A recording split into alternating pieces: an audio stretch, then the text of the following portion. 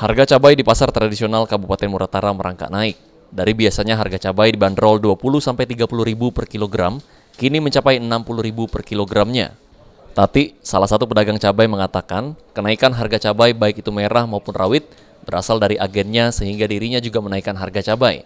Dengan naiknya harga cabai di pasaran cukup berdampak pada sepinya pembeli cabai.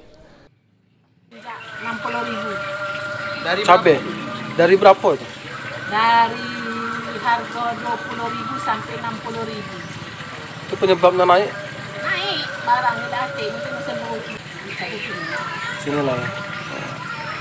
Ya harapan kita untuk minyak turun, cabai harus turun, harga sembako itu harus murah, jangan mahal-mahal. Bagi yang terjangkau ya, kalau tidak terjangkau dapat tidak makan. Dengan kondisi ini, Tatik dan sejumlah pedagang lainnya berharap kepada pemerintah agar bisa menstabilkan harga cabai, karena jika harga cabai naik, sangat berdampak bagi pedagang. Adi Arianza, PAL TV.